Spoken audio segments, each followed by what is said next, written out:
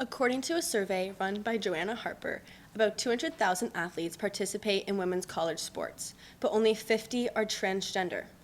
With only a small percentage of athletes being openly transgender, sports organizations debate whether the solution should aim to please the majority of female athletes, transgender athletes, or the general population.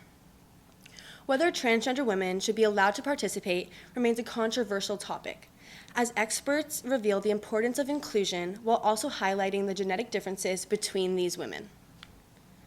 The biology behind female transgender athletes involves hormones such as testosterone, which is the primary sex hormone in males that regulates fat distribution and muscle mass after puberty. These levels range from 0.12 to 2.4 nanomoles per liter for cisgender women and 7.7 to 35.1 nanomoles per liter for men after puberty, as shown here. Testosterone suppression due to these differences is required through hormone blockers, such as hormone replacement therapy. There's a mandated level of 5 nanomoles per liter or lower 6 months before a competition for these athletes. Dr. Eric Fallon, an advisor for the NCAA and the International Olympic Committee, states, "There are so many different attributes for an athlete that make them so diverse, so interesting. Some will be good at one sport, some will be good at other sports, and we should just celebrate this diversity." Vallon explains how every athlete will have some edge over their peers, and this does not make the competition necessarily unfair. However, there is only a 5% loss of muscle mass, with no effect on one's size after transitioning. As information surrounding the issue continues to be discovered, we must analyze the past before making assumptions. The history of transgender women involves Title IX, passed in 1972, which prohibits the discrimination on the basis of sex and promotes equality in higher education programs. Previous rulings by the IOC includes, in 2000, the suspension of mandatory sex testing for female athletes and institutes a case-by-case process.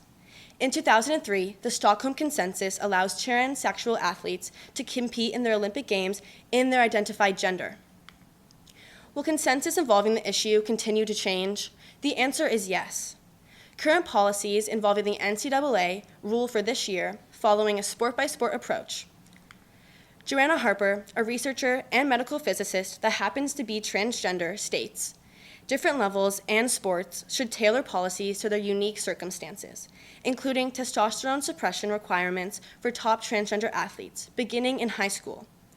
Harper reveals that rulings will never please everyone, but finding a solution that is the most adaptable will help support the issue. This also includes no presumption of advantage based on one's physical appearance or sexual variation. Finally, a recent continuation of controversy involving swimmer Leah Thomas, as she is the first openly trans athlete to win a Division I championship in any level. She displays how separate does not mean equal when it comes to male and female athletics. In conclusion, this controversial topic regarding transgender women in sports will continue to receive positive and negative attention. Both sides provide persuasive arguments involving inclusivity, competitive fairness, and safety in sports. In a world that is constantly changing, the most important task will be modifying policies to keep them as fair and as current as possible. Thank you.